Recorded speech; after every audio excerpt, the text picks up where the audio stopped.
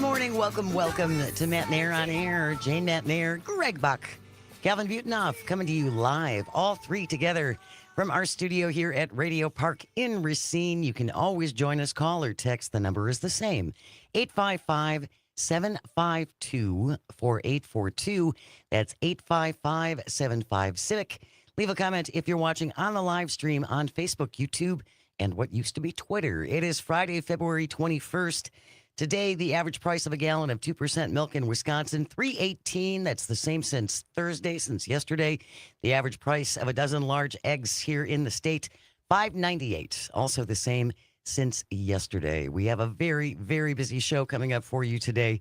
Dan Shafer will be with us after the 11 o'clock news from the Recombobulation area. Going to break down a lot of things happening in Wisconsin, including the Supreme Court race. Mm-hmm. Lots of money pouring in. Ooh, money, money, money, money. Lots and lots of money pouring in. One wonders why. We'll talk about that with Dan Shafer and much, much more. Pete Schwaba, the host of Nite Lite from 6 to 8 p.m. across the network, is going to join us at 11:33. We're going to talk about awards season. Ooh, Oscars, who are you wearing? Oscars coming up.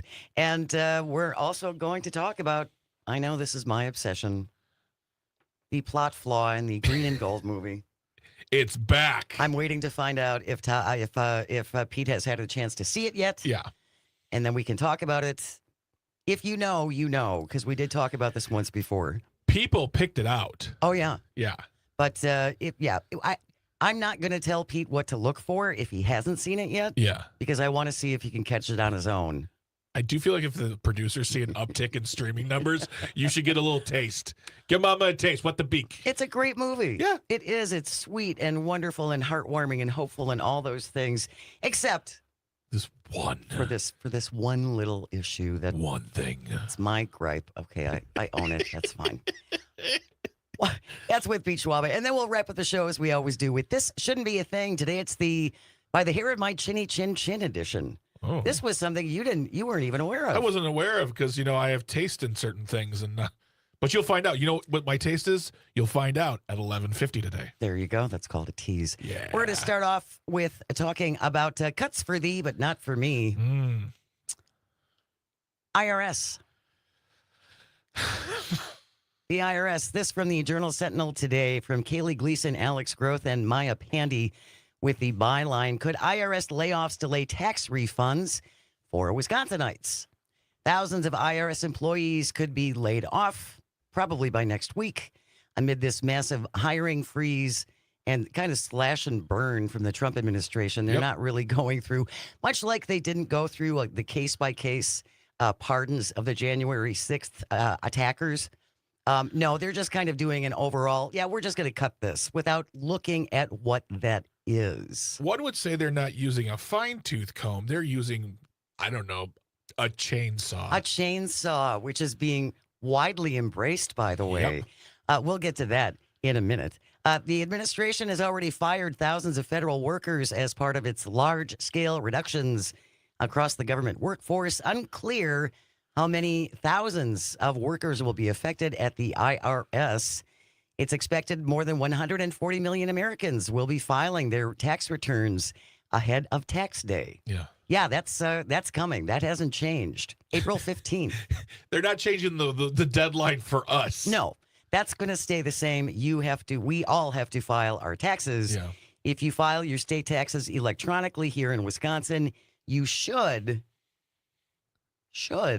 Let's put some heavy lift in air quotes there. Should get your refund in less than 12 weeks.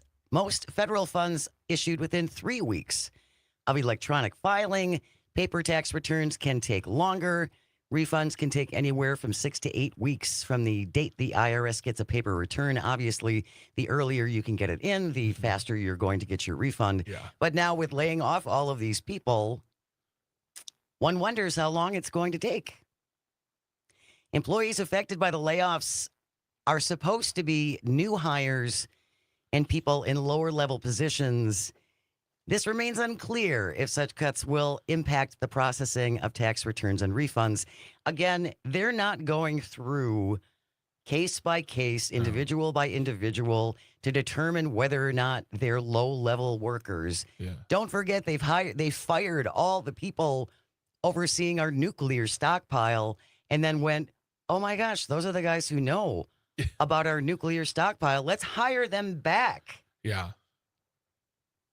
Also, last time I checked, they usually like to also go after the higher up employees who make more money. But I guess it's the federal government. I don't know how much the difference is between entry level IRS agent and a higher up. But either way, this is not good. This comes on the heels of the hiring of all of those new agents under the Biden administration, which found like 100 million. How much was it? It was a big chunk of change. It was a big chunk of change found by tax cheats that went back into the system. I'm sure that's going to be done. That's done. That's finished. Under the Biden administration, the IRS was tasked with targeting high wealth tax cheaters. By the end of 2024, the IRS collected $1.3 billion. Yeah. With a B. Yeah. $1.3 billion in Bach's taxes from rich tax cheats. You mean the working class folks who are afraid that the government's coming after them, right, Jane? No. Oh. Really, really rich people who can hire all kinds of lawyers to find loopholes for them so they don't have to pay their fair share of taxes.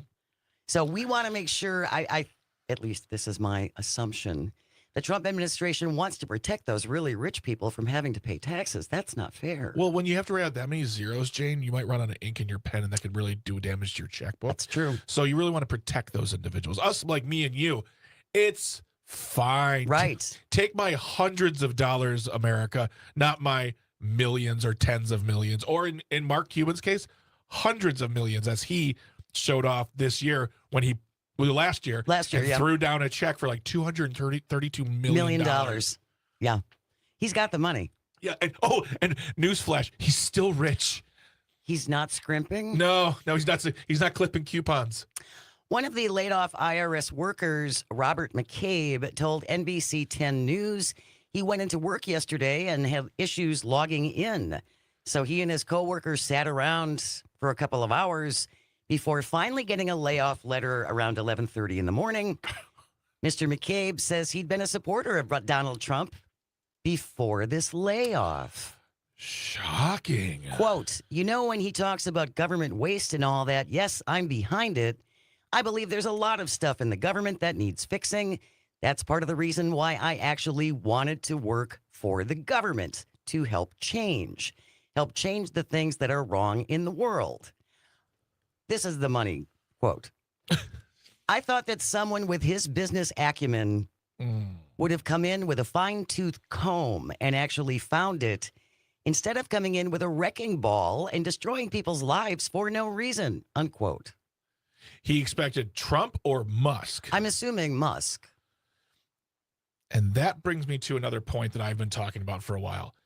Neither one of these men are very smart. They have skills at certain things. Yes. Glad handing. They have the money to get themselves into the room to the people who can give them the favors and the money and the access they need. But neither one of these guys are particularly smart. So to assume that Elon Musk, of all people, is going to go in with anything carrying a fine-tooth comb, I don't know why you thought that. But then again, if you're a fan of Elon Musk, you just see a guy who owns a bunch of companies. He's the richest guy. So of course he's got to have like a beautiful mind where everything's calculating all the time. He's not. He is not. I agree with you. There is some guy on Twitter, and I don't know how he based this. Apparently, he's done some writing about Elon, and he said Elon's IQ, as far as he can determine, is between 100 and 115. Yeah. So is he a super genius? No, he's just really, really, really rich. Yeah, he's just. And he grew up really, really, really, really rich. Yeah. So it happens when your dad owns an emerald mine. Yeah, it helps. Yeah. Just a little bit. I feel really badly for this Robert McCabe and others like him who were Trump supporters until they became the victims of his own policies. Yeah. And I don't think Mr. McCabe is alone. No. I think there are all kinds of people, especially when they start talking about cutting Medicaid. Even Steve Bannon, of all people, warned that, there's a lot of MAGAs who are on Medicaid. You start messing with Medicaid, they're not going to be happy. This is, I want to harken back to something James Vanderloo said earlier this week. That is where we are at right this moment. He said, we won't know the true damage for about 3 to 6 months. So we're looking at the end, somewhere at the beginning or the end of Q2 of this year. We'll have a better grasp. And I'm not smart enough to interpret the stock market, but when we were on the air yesterday, I sent you a message saying the stock market is over 600 points down. And it was down today. Things are happening. There's repercussions for actions like this. And unfortunately, there are still going to be individuals who are like, oh, no, you got to wait. You just got to wait. They'll take care of it.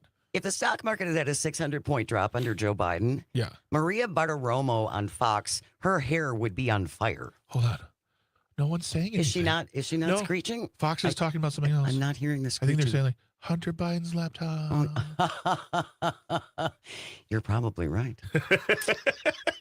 If you would like to join us, you can always check in at 855-752-4842. Again, leave a comment if you're watching on the live stream on Facebook, YouTube, and what used to be Twitter. Text or listening on WRCE. It's the U.S. Chainsaw Massacre. Yep. Yeah, you're not wrong. And also some listener on WAUK. Whatever happened to seeing Trump's taxes? Oh, please. Yeah, the administration of transparency. And we're going to talk a little bit more about that. Yeah. The Trump administration and being so transparent. Elon said the same thing. We're transparent. We're going to show the American people all of our billions of dollars of savings, except, oops, for this one little thing. Yeah. Okay. We're going to continue this. If you'd like to join us, we're talking taxes and you. Cuts for thee, but not for me. Stay with us. You're listening to Matenaer On Air. This is the Civic Media Radio Network.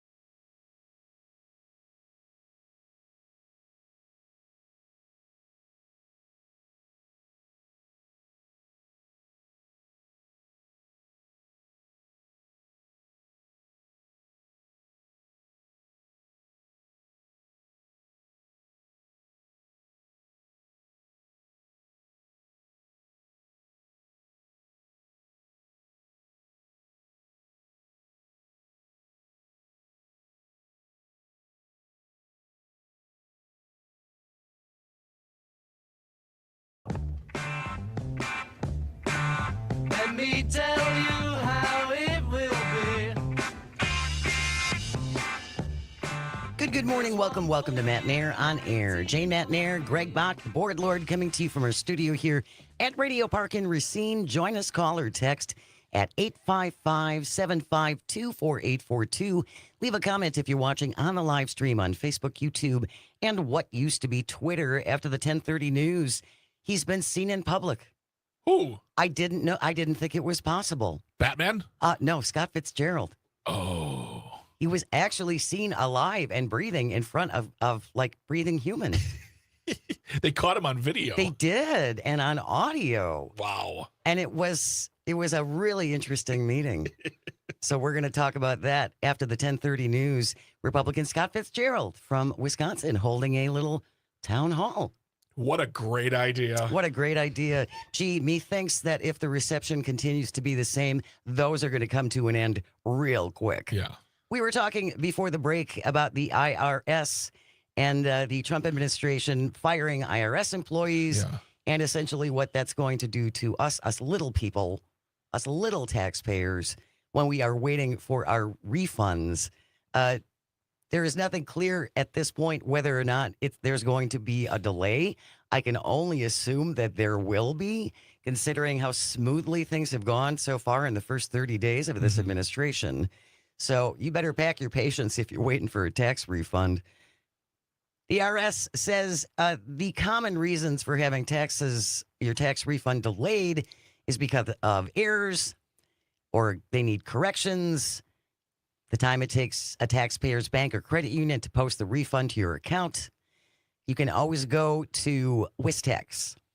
WisTax uses your My Tax Account profile, and you can log in. You can also use the IRS's Direct File program, which uses info from your federal forms and transfers that into WisTax.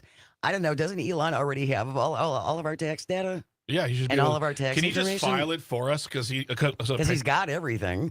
Yeah, I mean, he's got everything. And I was made aware on the text line. He's apparently a super smart man. I'm wrong for calling him dumb, which I don't think I called him dumb. I just said he wasn't smart. He's never invented anything. No, he doesn't. He doesn't invent. He doesn't create. He buys. Yeah, he didn't invent the electric car. He didn't invent the Tesla car. He didn't invent the rocket ship. He didn't invent satellites. He doesn't invent anything. He just buys, and then takes the credit. And then for some reason, people are like, he's the greatest human so smart on Earth. He's powering rockets into the space, which they've been doing for quite a few decades now. Oh, and this is a sidebar.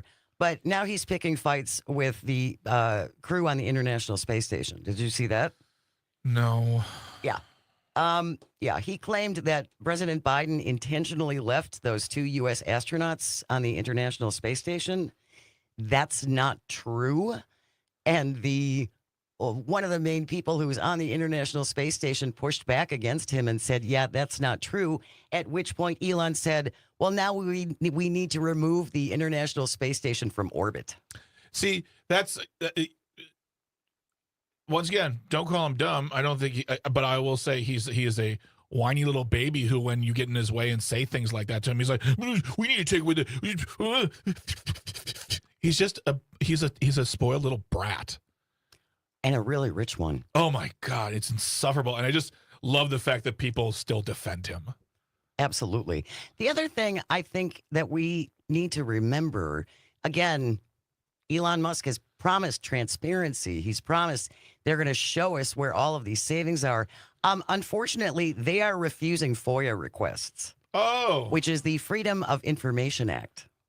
Oh, isn't that like the key piece for transparency? It kind of is. Huh. Yeah. If the public has questions about things, you are able to ask for documentation. Yep. That's our right as citizens to do that. And yet, Mr. Transparency, Doge is refusing FOIA requests, which I can only imagine is going to go to court. Yeah, and will most likely get slapped down. Hopefully. Depending upon who it's in front of. But I mean, to be fair, Trump judges have ruled against him. That's true. So, but their whole thing is they want to take everything that gets Anything gets slapped down from whether it's the circuit court or the appeals court, they want the drama of taking it to the Supreme Court. Not to mention the fact that four of their buddies are there, bought and sold, just wonderfully there to do whatever they need you to do. Absolutely. 855-752-4842 if you would like to join us. Mark from Prairie du Sac is on the line. Good morning, Mark. What did you want to say about this? Well, you just kind of shift gears for me a little bit. For the whole FOIA requesting, what Musk will probably say is, well, we're not really a government agency. We're private.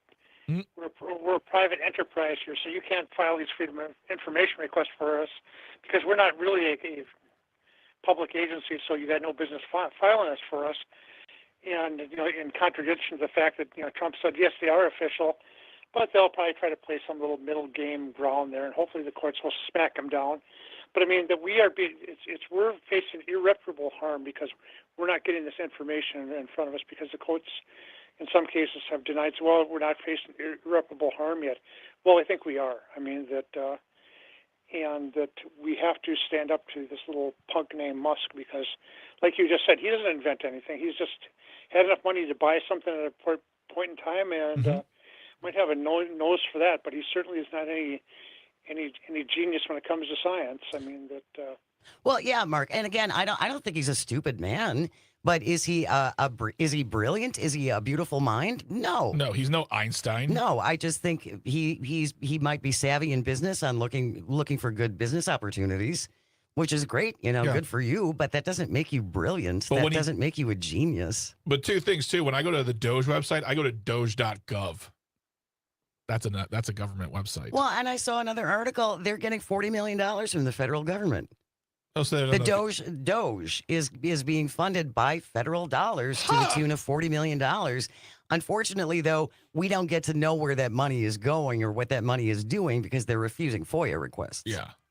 Seems problematic. Seems not so transparent from the brilliant mind. We have news coming up next, and then when we return, Scott Fitzgerald in the flesh. You'll have to remind me who he is again. He's a Republican lawmaker in Wisconsin. He's been here for decades. What?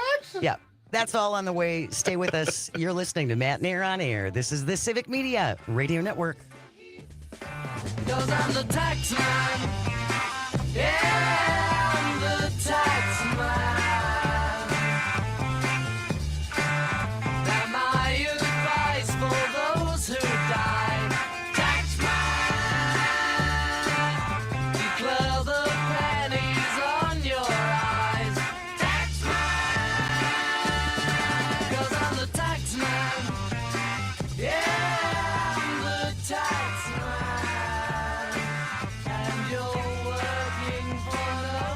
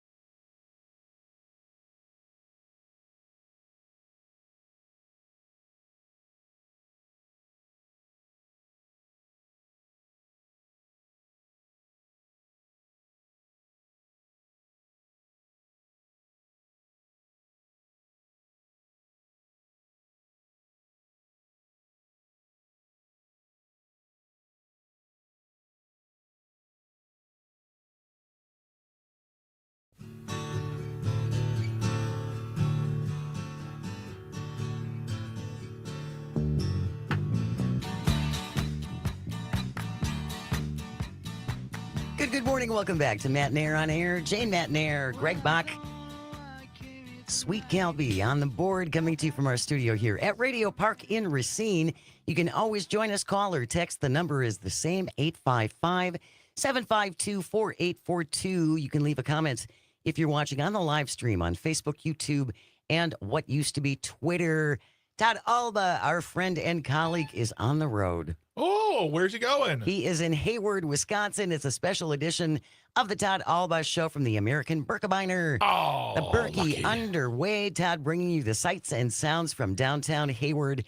He also has his weekly visits today with former Badger football player Brady Ewing and Peter Rapine, who manages the site eBombs World, Oh, yeah. which is stupid things that real people do. It's a great segment. So join Todd today from noon to 2. He is in Hayward for the American Berkey. We just had a chance to talk to Sean Connolly last week about that. So glad that they're having better conditions this year than they did last year, which was far from ideal. As promised, they don't do this very often, especially particular Wisconsin Republicans. We just don't see them in the wild very often. Well, when you don't have to worry about your seat or getting voted out of office or anything like that, for now. For now. Well, again, if they flip the Supreme Court, we're going to go back to gerrymandered maps, and they'll never have to appear in public again. Whew for them. I know, yeah, few for them, exactly.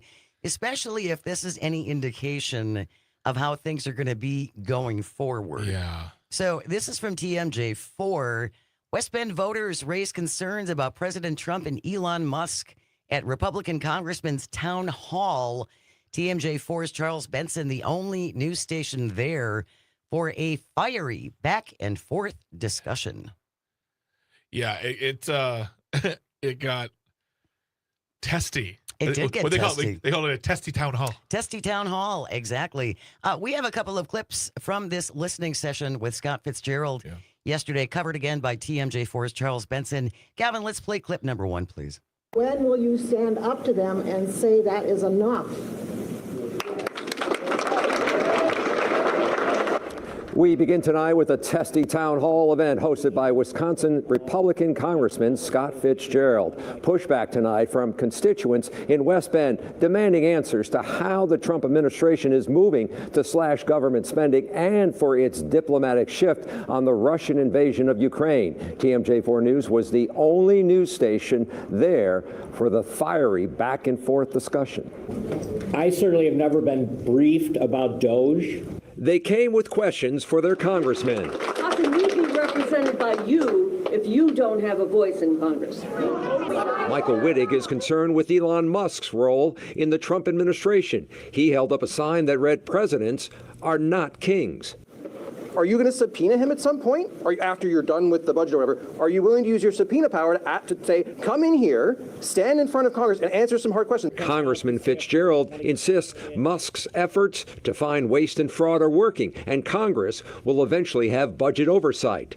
Certainly the discussion in and around Doge, and with the probationary moves that have already been done, they're going to have to be scrutinized at some point. If there were Trump voters in the room, none spoke up in support of Trump's first-month efforts. So we're not going to look at it now. No. We're going to let the slash and burn and the chainsawing continue. And then later on, we'll get around to looking at the finer points of what this has done. But he said it's already working, so does he know something we don't? And he also said, I wasn't briefed on Doge. It just feels like Scott Fitzgerald has no idea what's going on. And I think he's missing the bigger picture here, is that this is Elon Musk. He is the co-president. You don't subpoena him. If he's not answering FOIA requests, right, and he's not answering questions from certain individuals, if the White House is barring the AP because they won't call it the Gulf of America, do you really think that he's going to walk into the Congress, sit down for a subpoena, and do anything you want? That's an excellent point. Look at all of the lawmakers who were subpoenaed under the Biden administration and simply didn't show up. Yeah. Yes. If that were you or me or anybody listening, we would have been in jail. Yes, immediately. Yeah, they would have knocked on your door. That's not even in question. It makes sense though. He doesn't, like you said, he doesn't come out much. He doesn't speak much. No, he really doesn't. He's really he keeps his head down. Yep. Stays out of it. keeps his nice job, keeps all his nice bennies, all those nice benefits, and keeps getting reelected over and over and over again. And this is what happens when you stick your head out of the hole for a little bit and think you're going to get a warm reception from the voting public. This isn't just happening here in Wisconsin. No. There was a listening session held in Georgia. Yes. Also yesterday. Correct. Was it Tim McCormick, I believe? I believe so, yes. Who kind of got the same reception from folks. Yeah. It's like, we want some answers about this. I would really like, I'd like to play clip 2 because it really is just in the first moment surmises everything about that quote unquote listening session. Calvin, play clip 2, please. There is no law and there is no order and there are no consequences. Nobody is held to account. The end result of the fraud and abuse that has been discovered already. Voters in West Bend expressing their frustrations today with their congressman, Republican Scott Fitzgerald. Many are upset about cuts being made by the Trump administration and the Department of Government Efficiency. Our chief political reporter, Charles Benson, was at this event. He joins us live now in studio. Charles. Yeah, President Trump has been on the job exactly 1 month today, and at least one Republican congressman is getting pushback in his district from voters who are not supportive of Trump's actions and executive orders so far. About 100 people showed up for a listening session called by Republican Scott Fitzgerald. Many in the room raised concerns about Elon Musk and his access and efforts to cut government programs and budgets. Fitzgerald was asked multiple times about transparency and congressional oversight. Fitzgerald says there will be oversight by Congress. Just not now. Certainly the discussion in and around DOJ and with the probationary moves that have already been done. We just heard, Calvin, so you can, yeah, but that little part in the beginning, that all encapsulating boo from the people, and that's West Bend. I know. That is West Bend. Yeah. PJ on the live stream actually says, West Bend is my hometown. I know people that were at that meeting. Yeah. I mean, this is a situation where if you're Scott Fitzgerald, you might want to look out for a primary. And I'm not talking about Republican. I'm talking about like a solid Democrat. Because one thing we've talked about with Dan Shafer in the past is how those WOW counties are not solid, not dependable like red like they used to be. Right. And things like this is not good for Scott Fitzgerald and for Tim McCormick in Georgia and all other parts of the country where people are really getting upset. He's right. The president's been in office for 1 month and a day now. DOJ has been hacking away, slash and burn for 2 weeks, about 2.5. Imagine what they look like in 2 more weeks and a month after that. And summertime when we're buying stuff for the cookout, all that food that those prices aren't coming down on. Not to mention wanting to go to, I don't know, a park. Yeah, or just a simple vacation. The ramifications, it's going to be a long rollout. Yeah. For ramifications from all of these moves. Yep. And again, I would put money on it that this is the last time we will see Scott Fitzgerald in public.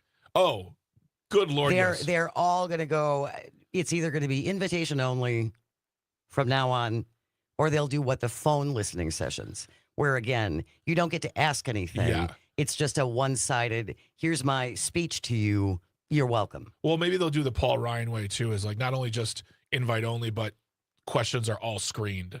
Oh yeah, for sure. Yeah, I mean, it'll always make them look good because they can't deal with this anymore. And you might see some congressmen leave because of the pushback. I mean, look at Mike Gallagher. Mike Gallagher did that though, I think, because he was afraid for his family. But I'm saying is that if you have Republican GOP Congress members who just can't toe the line anymore, like it becomes a bridge too far for them, whatever that may be, I'll be interested to see how many GOP Congress people step down in the next 2 to 4 years because they're not going to be able to carry the water of the Trump campaign any further. I don't know. They've been doing pretty good so far. They don't seem to have too many problems with it. It's more just a matter of going back to hiding. It's about yeah, I don't disagree with that, but I think Trump 2.0 is a vastly different, more aggressive, teeth out administration than the first time. And it's going to get bad. And it's going to get really bad for those who support who have to be reminded they must support versus me and you who are just going to be thrown into artist prison or whatever we're going.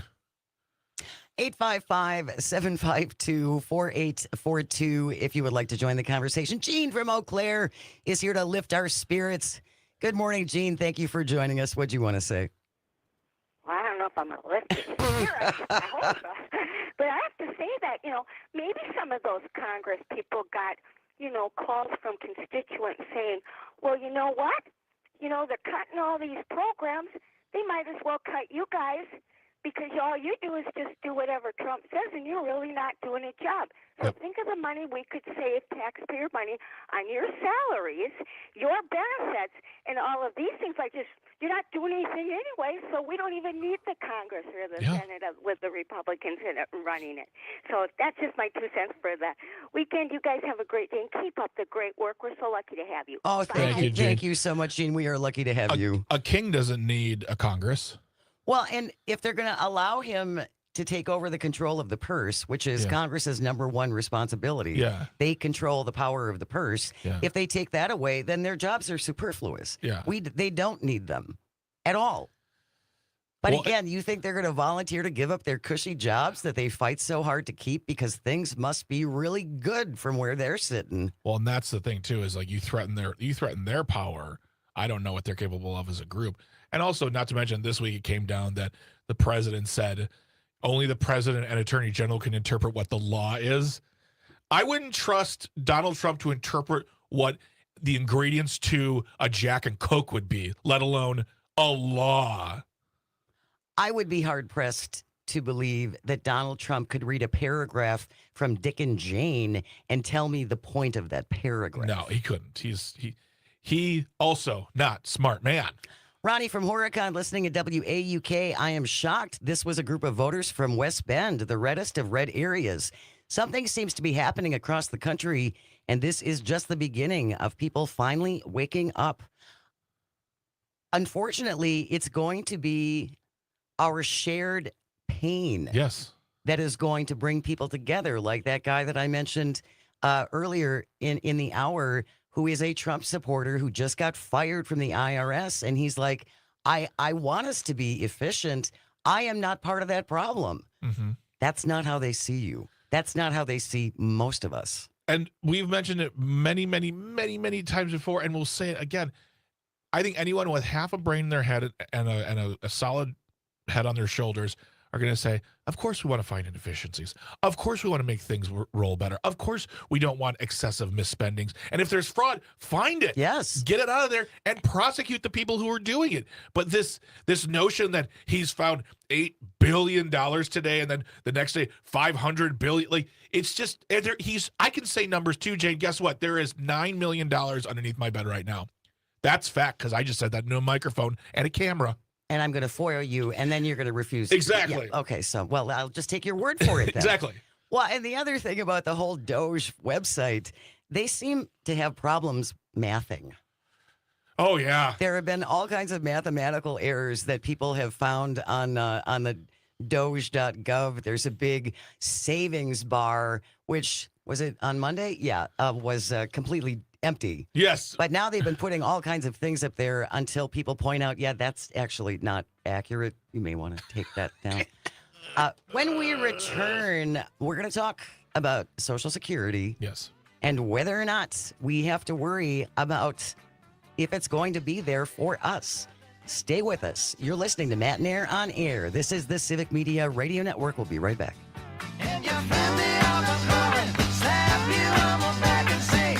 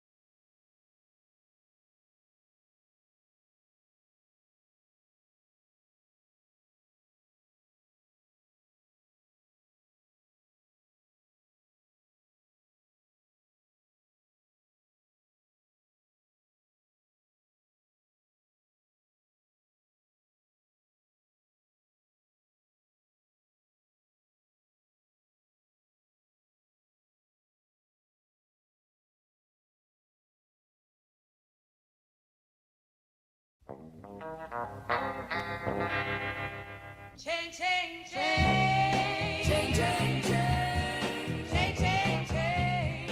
Change, change, change. Good morning. Welcome back to Matenaer On Air. Jane Matenaer, Greg Bach, Galviente on the board, coming to you from our studio at Radio Park in Racine. You can always join us, call or text. It is the same number, 855-752-4842. Leave a comment if you're watching on the live stream on Facebook, YouTube, and what used to be Twitter. Next hour, Dan Shafer will be here from the Recombobulation area. We're going to talk, among other things, about the Wisconsin Supreme Court race, April 1st, April Fool's Day. Oh my gosh, it's like so close. Yes, it is going to be here really quickly. Of course, the number one race on the ballot that is going to be statewide is for the Wisconsin Supreme Court. Susan Crawford running against Brad Schimmel, former Attorney General under Scott Walker. That was kind of his parting gift after Scott lost the election. Like, here, Brad, take this. This is your gift for helping me. Anyway, we'll be talking about the Supreme Court race and the big money on both sides. That is pouring into Wisconsin. And I know one of our listeners is very much about getting rid of Citizens United and getting rid of dark money in our politics. And I think most folks would agree with that. Yeah. Whether or not that's actually possible at this point, it seems unlikely. Yeah. But I guess one can always hope. I wanted to share this today because we were accused yesterday of scaremongering. Oh, that's right. We were accused of scaremongering about the Trump administration going after Social Security. Yeah. Elon Musk was at CPAC, which is the big conservative political action conference that happened yesterday. It was there last night. We have a clip from Elon Musk talking about Social Security. Calvin, would you play that clip, please? Many here.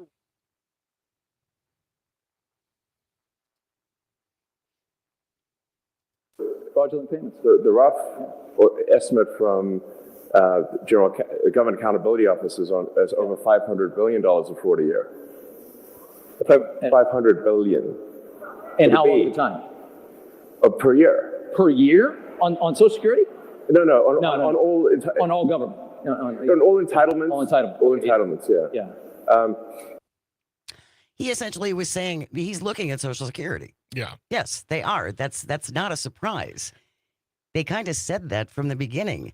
And now from WBAY TV in Green Bay, this headline, Social Security Administration building in Green Bay listed for partial closure on Doge website.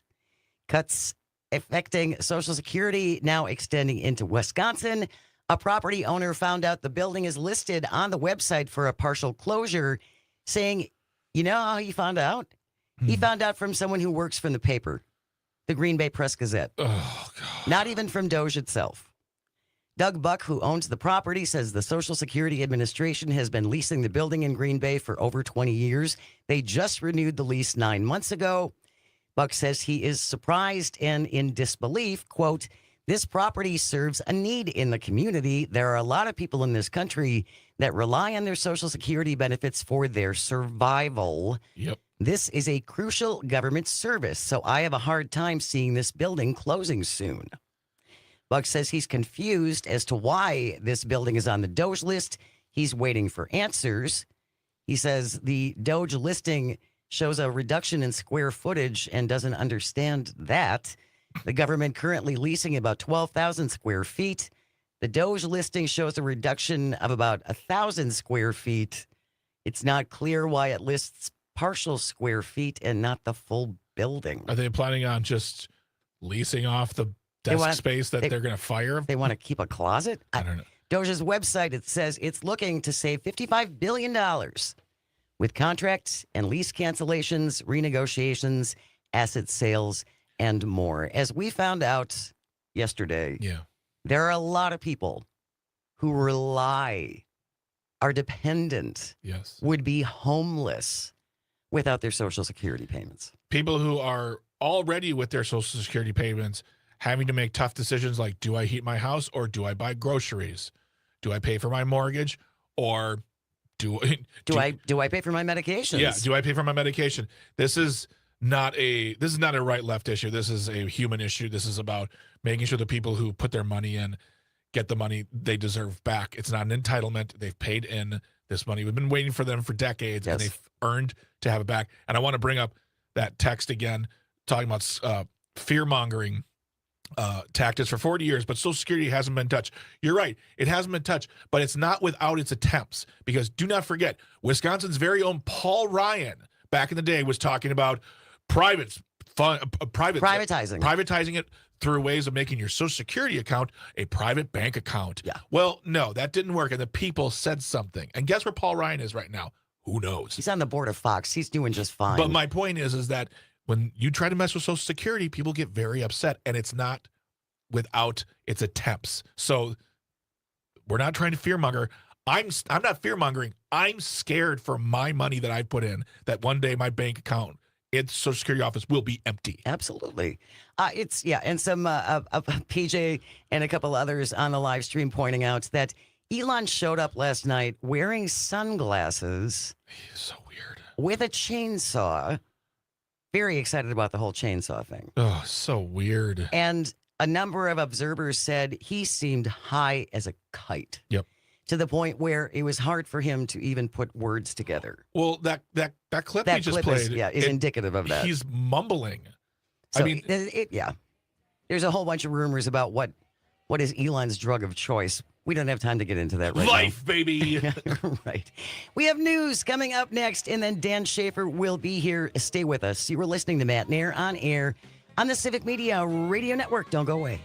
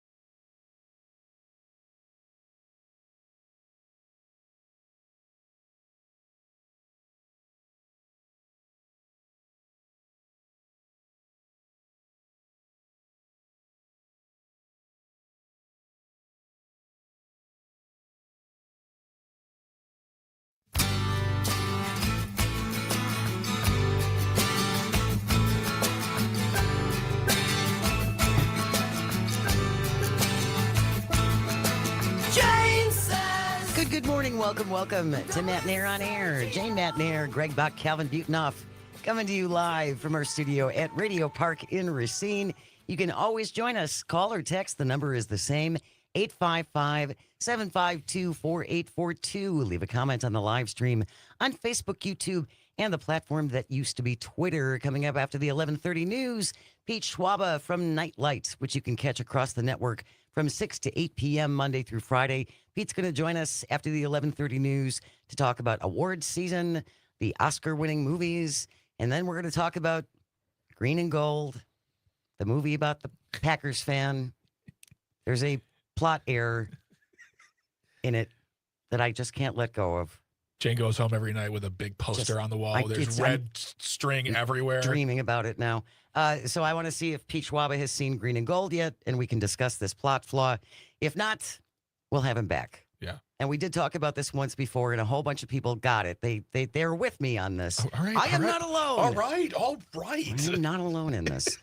That's coming up after the 11:30 news. Right now, though, he joins us every Friday at this time. The one and only Dan Shafer, creator of the Recombobulation Area and also Civic Media's political editor. Good morning, sir. How are you? Good morning, Jane. Good morning, Greg. Always wonderful to join you to recombobulate after a discombobulating week. After a discombobulating month. It's discombobulation everywhere you look. But that's why I'm here, Jane. That's why I'm here. To get us back, to get us centered. That's right. To get us centered. Well, let's start by talking about April 1st, the election for Wisconsin Supreme Court. Susan Crawford running against Brad Schimmel.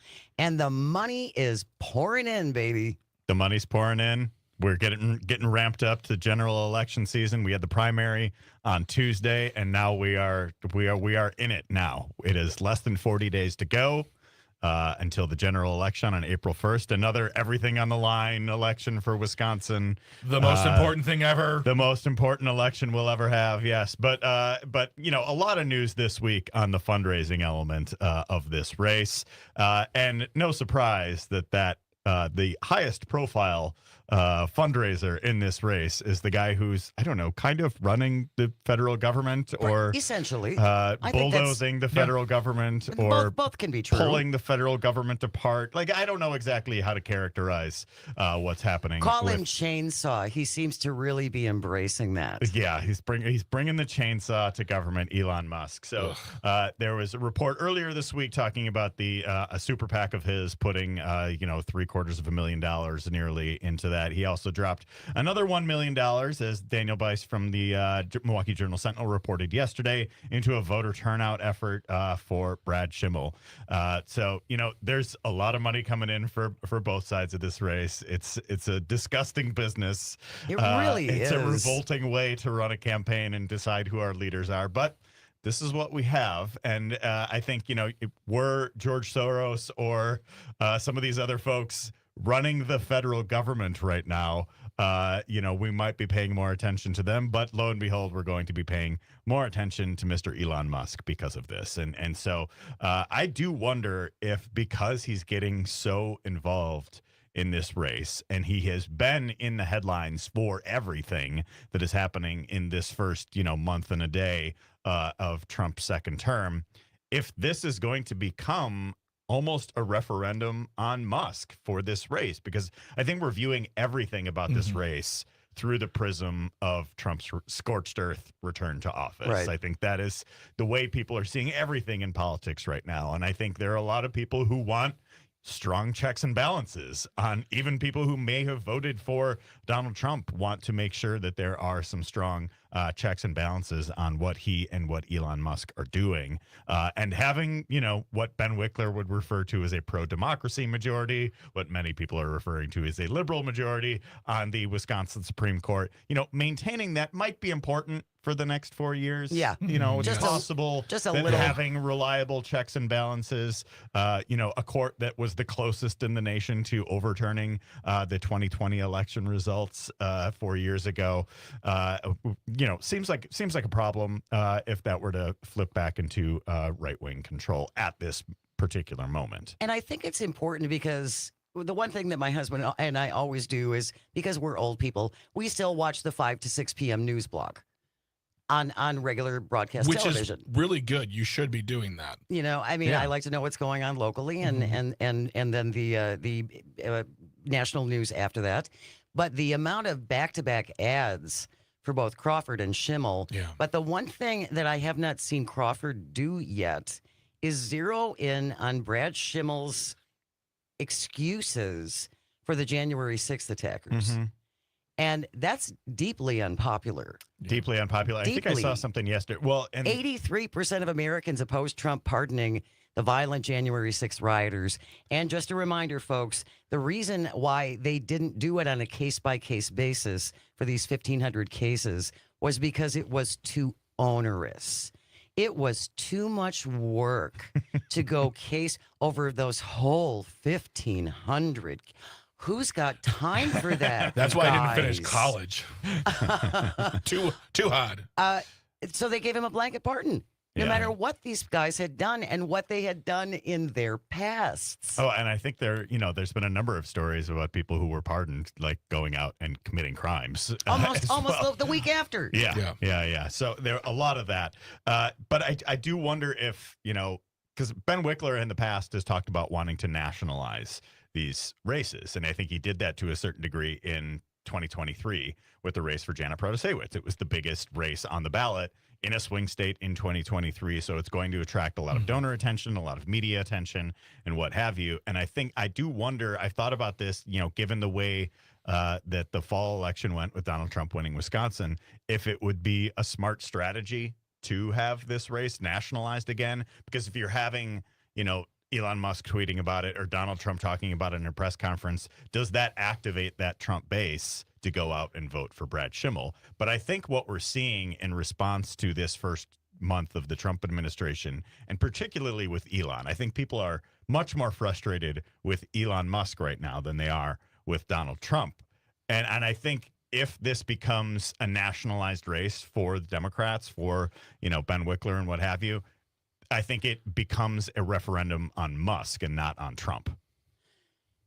And I think that is a more successful strategy for Democrats in Wisconsin too. And that's something I thought about too, just in that what you said before about like if Susan Crawford, I will call her Joan Crawford. Susan Crawford wins the election, that will be the story, is that Musk's dollars have been rebuffed. Right. Even the powerful Elon Musk can't get what they would see as a simple Supreme Court election done. What else can't he do? What else is he doing? And will cause far more attention to him and his activities right now with Doge. Isn't it also important for folks to remember that, at least from my estimation, the whole idea of getting Schimmel on the court is so they can go back and re-gerrymander Wisconsin? Well, that's what Ben Wickler said on your show the other day. It's to go back to the crappy maps we had before, where our legislators are so safe in their districts, they never have to go out into the scary public like Scott Fitzgerald did, who will probably never do so again because people were not nice to him. Right, and I think the part of what I wrote about last week in my piece about the Wisconsin Supreme Court race too is just kind of like the timeline that we're on here. So like 2023 to me felt like it was kind of the culmination of this years-long effort for liberals to win back control of the court. They flip a seat in 2018, in 2020, and then in 2023 to win control of the court. Now we're starting kind of a different run. So Democrats aren't, the outsiders anymore. The liberals aren't the outsiders, not trying to flip the court, playing defense in a sense. And so, but this begins a run of 6 years in a row that we are going to have a Wisconsin Supreme Court race on a spring election ballot. Oh my gosh. Yes, I know. So in order to avoid one of these everything on the line elections that we have every 5 minutes here in Wisconsin, Susan Crawford needs to win this one, because if she wins this one, the court will remain in a liberal majority through at least 2028. So if you're kind of mapping this out for the next few years, because I think that's the way you need to think about this. This is kind of like the next few moves, right? So let's say Crawford wins this year. Well, the judge whose 10-year term will be up next year in spring 2026 election is Rebecca Bradley, who is a right-wing conservative on the court. Yeah. So if Schimmel wins, we're back to the same dynamic next Exactly. year, where the control of the court is up for grabs again. Same in 2027. Annette Ziegler, the current Chief Justice, also a conservative, she's up then. But if Crawford wins now, we don't have the same dynamic going forward for some of these elections where the majority is going to be in play, ping-ponging back and forth in election cycle after election cycle. So if she wins now against Schimmel, again, the court will likely be in liberal control until at least 2028.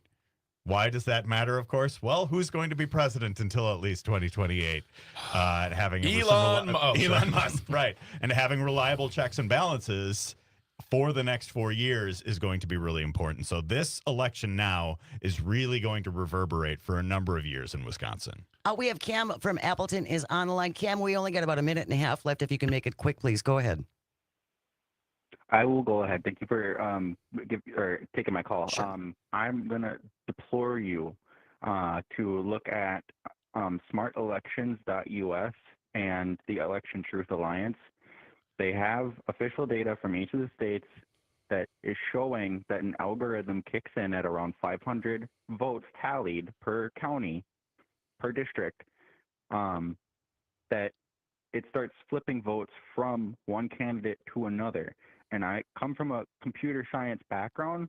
I have looked at the reports through and through, the 90-page reports from officials that say the systems are old and they are incredibly vulnerable. Easily hackable is what you're saying. Thank you, Cam. Appreciate you checking in on that. I have heard some other things about this and looking into the potential of fraud. I don't know that that's actually going to go anywhere. No, we have pretty secure elections in the United States of America and in the state of Wisconsin. We are going to continue our conversation. I have a question about the Supreme Court race. Why do we want to go backwards? I'm not sure about this. Dan Shafer is here from the Recombobulation area. We will continue on the other side. Stay close. You're listening to Matenaer On Air on the Civic Media Radio Network.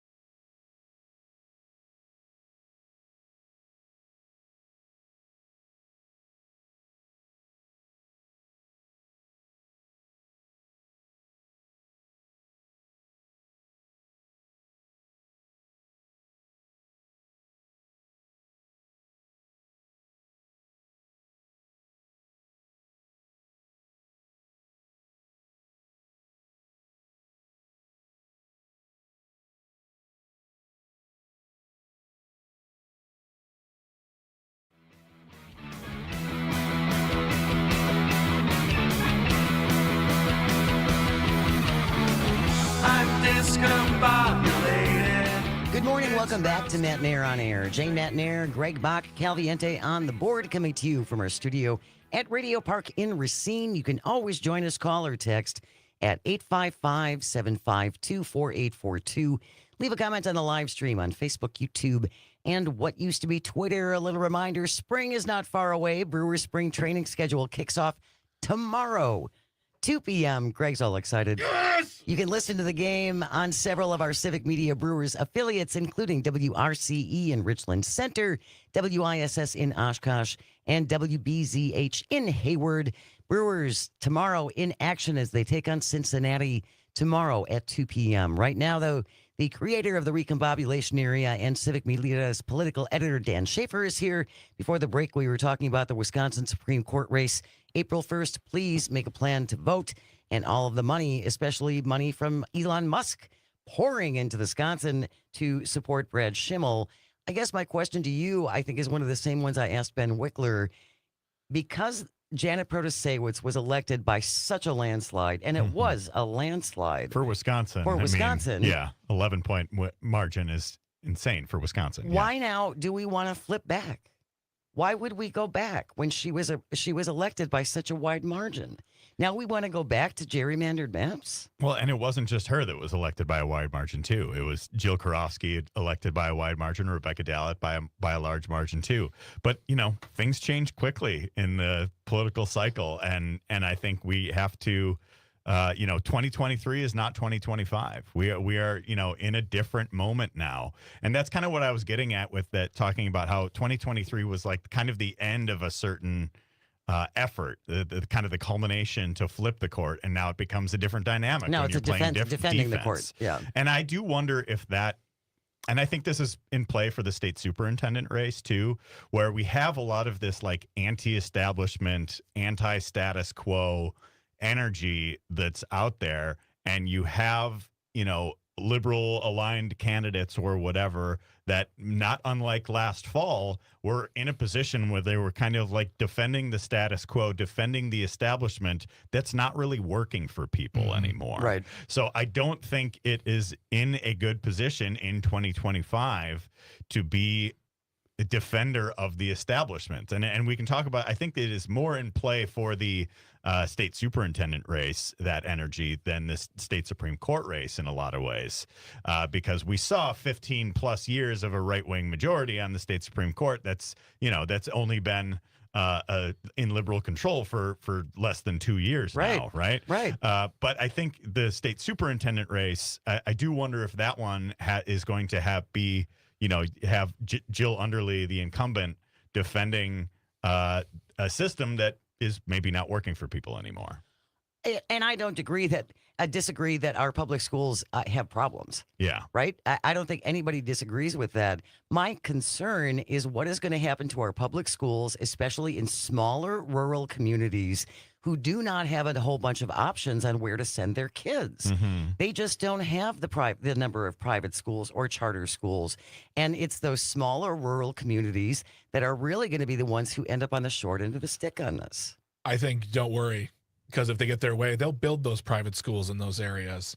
They'll use that money and build the big schools. And like, we're giving this to you, and your kids will go here. But really, Diane Hendricks School of Excellence? ABCs for everybody's, yeah.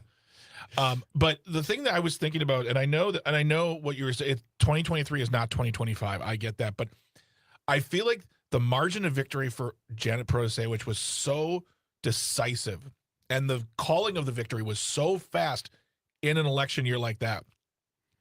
And in a place in like Wisconsin where I saw Trump signs on the same property as a Baldwin sign. I think when it comes to the courts, and I don't want to come off sounding naive about this, but I think when it comes to the courts and what we wanted out of our justices and what we want for the state, it's different than a national level, different than a national campaign. And I have a feeling that people are going to look at if the Crawford campaign and the powers that be can make it seem like Schimmel is just a lot of the old. You didn't want Daniel Kelly, you don't want Brad Schimmel. And that Crawford will help keep us going forward to make sure that we're a pro-democracy state. That's right. Versus a pro-liberal or whatever you want to call it. I love pro-democracy. That's just great. But I just have this feeling that Crawford has a slight bit of edge, even with all the money, because people at the end of the day want the state, as you said, they don't like cheaters. They want a system that works, and they want representatives that could represent them. And I think you also have to remember what kind of electorate there is for some of these spring elections, special elections. It's different than a presidential year. Yeah. And so I think that's part of what we're seeing in the realignment that we're experiencing right now, where, Trump Republicans are winning more of these high turnout elections. Some of the low turnout elections where you have more reliable voters as things are realigning here are more liberal Democratic aligned voters. Think of just Dane County. Like Dane County is going to be turning out for this election. Yeah. Oh, yeah. Right? Yeah. And so some of these low propensity voters that, I wrote about in a recent column, Donald Trump and the rise of the pro wrestling Republicans, that helped power his victory across the state, might not be showing up in a spring election the same way they might in a presidential year. And I think that is a huge, huge factor that people need to be considering with this. And also another reason why everyone needs to get out and vote. Yes. Absolutely. And something you brought up in the past, and we just talked to about with Scott Fitzgerald's listening session, those WOW counties, the BOW counties that were Republican red all the way through on issues like abortion access.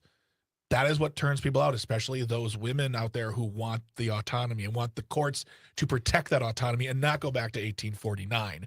So this is going to be a very interesting election, money notwithstanding. Just the attitude and the energy for the turnout alone for me is what I'm excited about.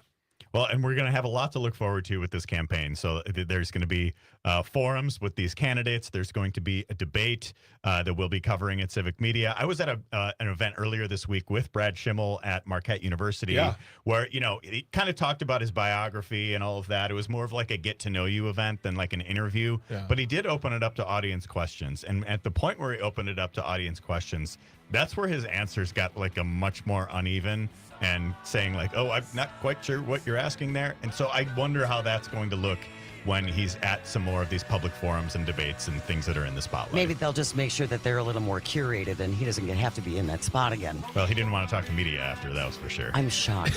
News is coming up next. Stay with us. You are listening to Matenaer On Air. This is the Civic Media Radio Network. Frozen Wisconsin. I need you to recombobulate me. I want you to recombobulate me. I need you to recombobulate me. Won't somebody recombobulate me?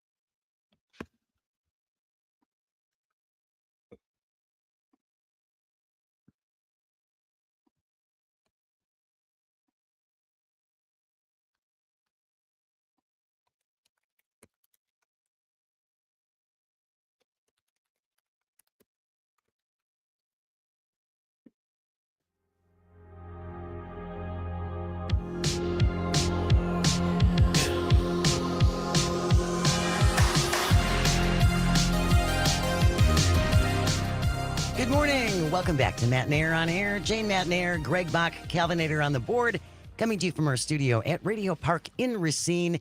Join us, call or text at 855-752-4842. Leave a comment if you're watching on the live stream on Facebook, YouTube, and what used to be Twitter. We like, for the last half hour of the show, to lighten things up a little bit, a little audio sorbet, as we call it. That's why we're being joined by the host of Nite Lite. Pete Schwaba is here. You can catch Pete Monday through Friday, 6 to 8 p.m. across the Civic Media radio network, where he talks all things entertainment. Good morning, Pete. Thanks for joining us. I know you've watched you've watched almost all the Oscar-nominated films. You should get a prize just for that.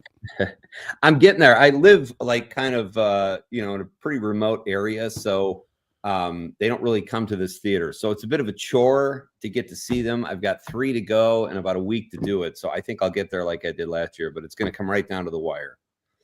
Now, I know The Brutalist is one that you haven't seen. That is another really long movie starring Adrian Brody. He certainly has an affinity for long, complicated films.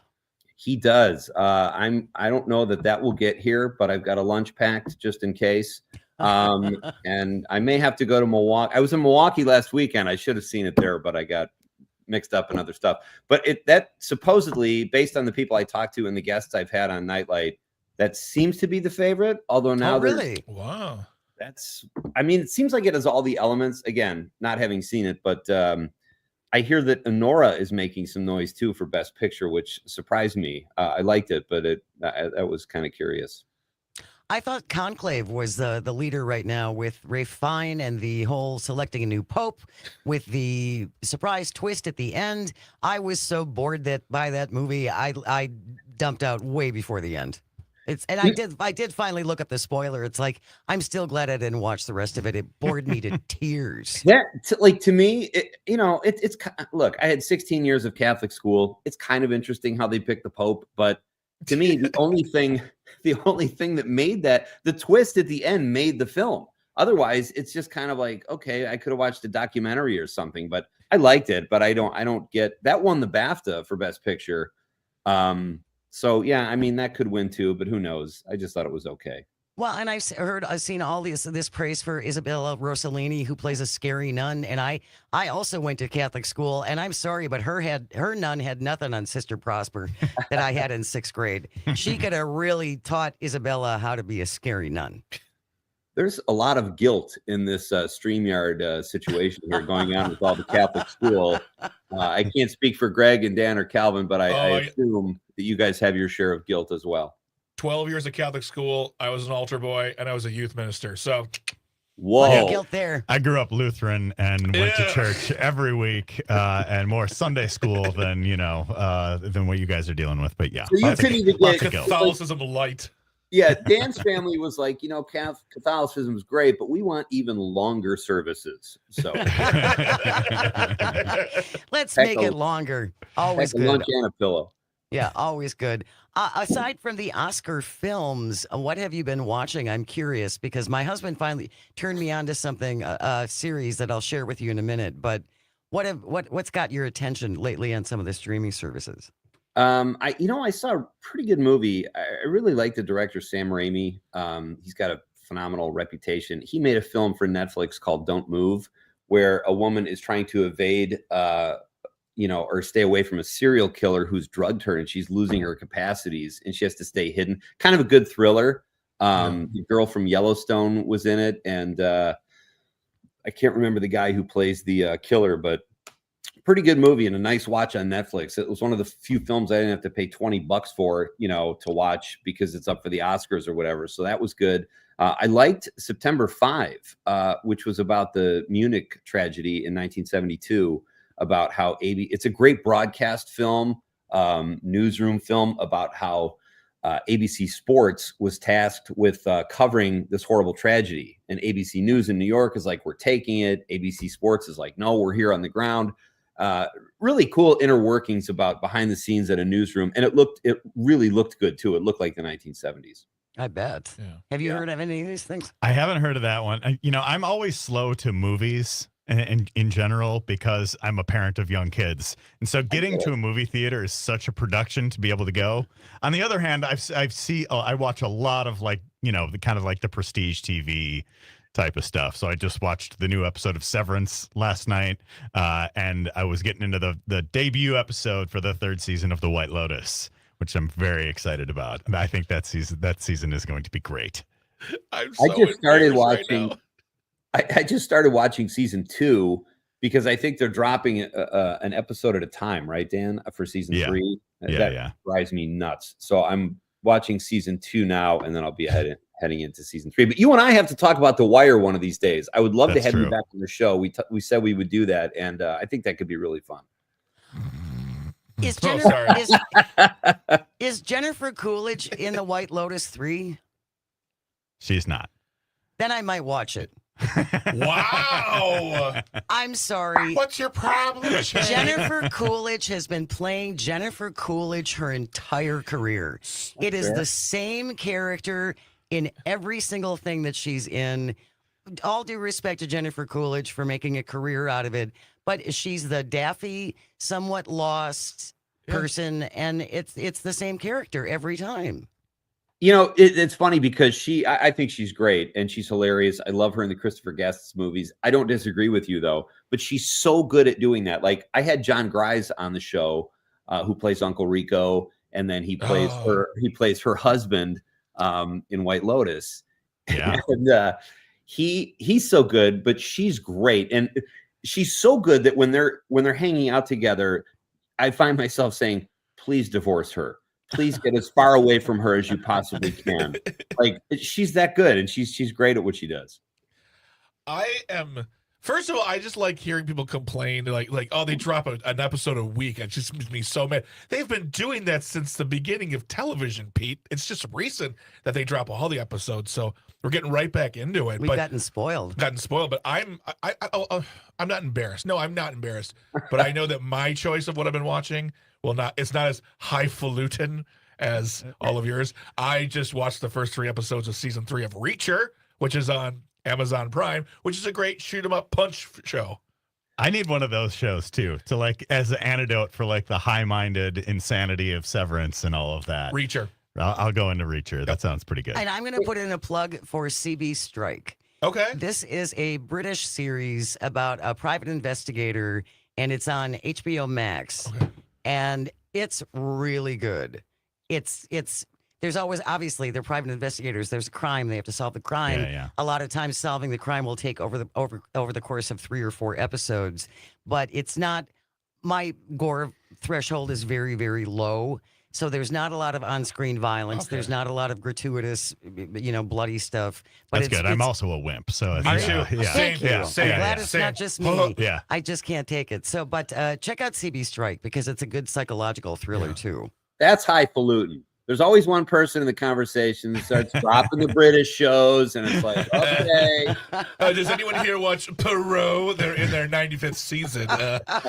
My wife is watching a British crime show called Murder in Paradise, and it's 14 seasons in, and I'm like, is the population of that island like 4 people now? Because everyone gets murdered Wow. Yeah, the crimes keep getting easier to solve. Yeah. Yeah, definitely. If you're just joining us, Pete Schwaba is our guest. He's host of Nite Lite with Pete Schwaba, 6 to 8 p.m. Monday through Friday across the Civic Media radio network. Just talking about what people are watching. I know you've been watching Landman, and Greg is a fan of that show as well. I like the way it started. I like Billy Bob Thornton's sing-songy, down-home voice. But man, I don't know how you feel, Greg, but the wife and the daughter, I have never felt so dirty and gross watching how they put those 2 women there. It's hard to watch, and she's underage. It's tough for me. I don't know. You just made me feel icky, and I don't even know what you're talking about. That's a problem with Taylor Sheridan's writing. You watch Tombstone, the daughter is just well, I find them all irredeemable. I can't watch Yellowstone. Sorry to say Tombstone. I meant to say Yellowstone. And Landman, the daughter and the mother are just obnoxious. Right. And the female lawyer is insufferable. But with Taylor Sheridan writing, it's always about the old grizzled man who's about to teach you a lesson about life because none of you kids know what the world's really like. So I'm going to talk for 4 minutes about the importance of oil and gas in this country. And you're going to sit there and listen. Meanwhile, every old man over the age of 60 is like, yeah, you tell him. You tell him, Billy Bob. I agree. That's what I've been saying. Like your politics. Yes. But I don't know what it is. I love Landman. It's just fun. But I don't disagree with you. The female characters, he's not good at writing them, period. They're all Greg, I think you just have to take on doing that voice for the rest of the show now. I'm happy to do that, Dan. I will say this. I turned Yellowstone off after like 2 seasons. I just couldn't stay with it. But I really like the prequels. I liked 1883. And the daughter in Landman plays the daughter in 1883. And she's a really good actor. 1923 is my favorite of that trilogy. And we have Jamie McShane, who's got a really good role on 1923 on the show coming up next week. We'll talk to him about that. But I like 1923 a lot. That might be one of my favorite Taylor. That's Helen Mirren and Harrison Ford. Ooh. Yeah. On a TV show. Yeah. Ooh. Exactly. Yeah. That sounds worth checking out. We got about 2.5 minutes left, Pete. I don't know. Have you had a chance to see Green and Gold yet? No, I feel really bad about myself, James. We had Anders on the show. He's a great guy, but I'm limited. Like, I didn't even know it was at the theater here in town. They just don't advertise well, but it is here. It's held over another week. I'm going to see it Sunday. That is my vow to you. Excellent. So when you watched Green and Gold, which again is the movie about a Packers fan who bets his farm on the outcome of the Super Bowl, I really enjoyed the film. It's sweet, it's loving, it's hopeful, but there is a plot point in there that I contend no self-respecting Wisconsinite would do this. This would never happen. And that's my gripe. I'm not going to tell you what it's about. We did talk about this a couple of weeks ago. I went off on a rant, and a couple of people have guessed because it involves a prop. That's all I'll tell you. There is a prop involved in moving a plot point forward. Maybe at some point, once this hits the streaming services, this shouldn't be a thing. It shouldn't be a thing. I'm telling you right now, it just absolutely ruins the movie. But that was the one thing that stuck with me when I got home from that movie. And Paul said, "How was it?" And I said, "It was great, except for this one thing. It's driving me crazy." So go to the movie, Pete. Go see Green and Gold on Sunday, and then we'll reconvene next Friday at the same time, and you can tell me if you understand what I'm complaining She just about. needs someone to talk to about this because none of us have seen this. I'm excited to see it. I did hear about the Craig T. Nelson nude scene. I'm not very excited about seeing that, but I will look for this stuff. Yeah, good. He's not wearing them. He's nude. With that too. Boom. He's wearing Kanye West's wife's wrap thing. Yeah.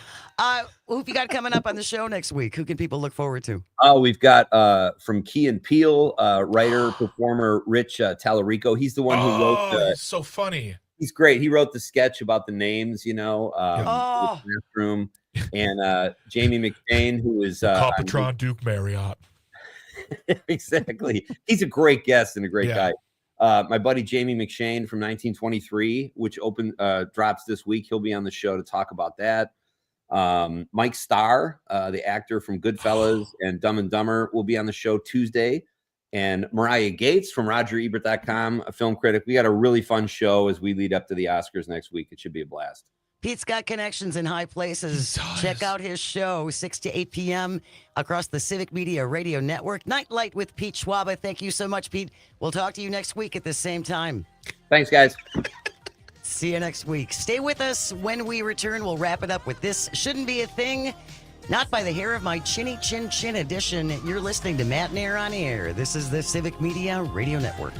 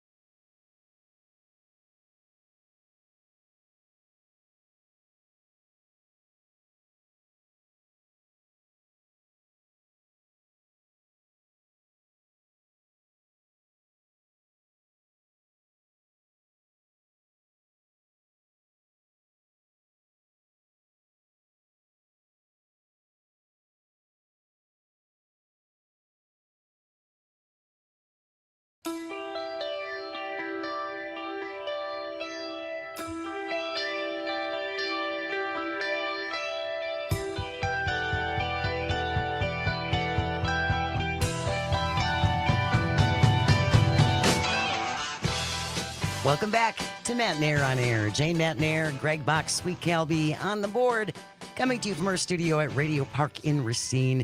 Join us, call or text at 855-752-4842. Leave a comment if you're watching on the live stream on Facebook, YouTube, and what used to be Twitter. Coming your way after the 12 o'clock news, Todd Alba taking over from noon to 2 p.m. He is in Hayward for a special edition of the Todd Alba Show. The American Berkey, of course, is going on as we speak, is going to wrap up this weekend. They're going to get it in right under the wire with the weather changing. Oh, yeah. Yeah. They finally had some decent snowfall up there. And starting Sunday, it's going to start getting warm. And then by Monday, it's going to be in the 40s. So I'm glad they're going to be able to get that done. Yeah, it's will be that place will look vastly different a week from today. Absolutely. And then from 2 to 4, Maggie Dawn. She's going to have another edition of Ask Maggie. I listened last time. She just debuted this segment. It's great. You can ask Maggie anything you want. I want a show like that. Anything you want. Your questions, whatever topics you have, submitted. And then on this week, she's got What's Good, Local, and Overlooked with the wonderful Terry Barr. We call her the genie of just about everything at Civic Media. Terry shares the story of a Wisconsin musician who's no longer streaming any of his music once he comes out with his new album in May. So join Maggie today from 2 to 4 p.m. and be prepared to submit your questions for Ask Maggie. It's a great segment. Don't miss it. It is 11:53, Calvin. That means it's time for... This shouldn't be a thing. As always, if you have a thing you think should not be, send it into Greg and me at janesays@civicmedia.us. JANESAYS, Jane Says, at civicmedia.us. Today it's by the hair of my chinny chin chin edition. This from the Associated Press. Headline reads, New York Yankees drop ban on beards 49 years after it was instituted by owner George Steinbrenner. The New York Yankees dropped their ban on beards today, 49 years after it was kicked in by George, trying to improve player recruitment. As the Yankees try to win their first World Series since 2009, current owner Hal Steinbrenner, son of George, announced it before their spring training opened today. Hal says, my dad was in the military. He believed that a team should look in a disciplined manner. Very important to my father, but again, for my father, nothing is more important than winning. And that is what is in the back of my mind. George Steinbrenner announced that facial policy in 1976, mandating no long hair or beards. Mustaches were allowed. Players complied, but some pushed boundaries by going unshaven or letting their hair go past their collars. As recently as Monday, the Yankees had reminders on the chair of every player to arrive clean-shaven the next day for photo day. I had no idea. And you're a big baseball fan. I'm a big baseball fan, but as I said at the beginning of the show, I have a discerning man of taste, and I don't like the Yankees. So I didn't know that was actually a thing and if you think about it, 49 years ago, so that was 76. If you look at what baseball players look like in the mid-70s, Raleigh fingers alone would be enough to send them on a plane home. Be like, get out of New York. But like that idea that you would think not having facial hair would. Now I'm going back and thinking about like, yeah, you don't notice it. You don't even think about that. Think about all the Yankees I've seen in my life. I don't think, none of them had mustaches. Not even mustaches. And you could have done a mustache. Oh, you could have. But yeah, there was a special dispensation for that, but nothing else. Calvin? Yeah, I guess I knew about this rule, or that the Yankees did this, but I always assumed it was like around since like the inception of the franchise in like 1890 or something. But this ornery owner in 1976 was just like, you know what? I want every player to be clean shaven. You know, this is also really funny to me is that George Steinbrenner, who was he was an old man when he died. He was, and I was thinking his kids, and I'm thinking, oh, his kids, like, they're like, in their 30s, like, we're of the time. Hal Steinbrenner is 55 years old. Yeah, he's not a young man anymore. He's not a young man either, and it's just like this idea is like, I guess we can let him grow beards now. Steinbrenner said in 1976, I have nothing against long hair per se, but I'm trying to instill certain sense of order and discipline in the ball club because I think discipline is important in an athlete.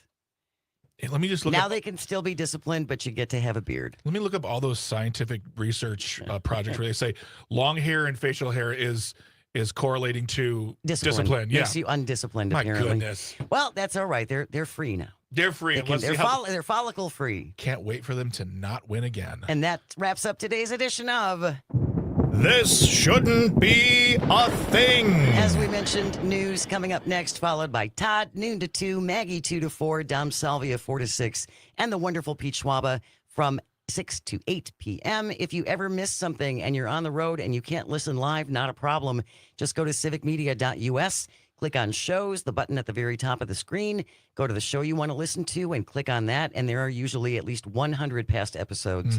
So if you've missed something, you can go back and listen to it once again. Thank you, Greg and Calvin and all of our engineers. Without you, nothing works. And thank you most of all for calling and texting and listening. It absolutely means the world. I hope you find some joy over the weekend and you get the chance to share it, even if it's just a little bit. Keep it right here on the Civic Media Radio Network. We will see you Monday.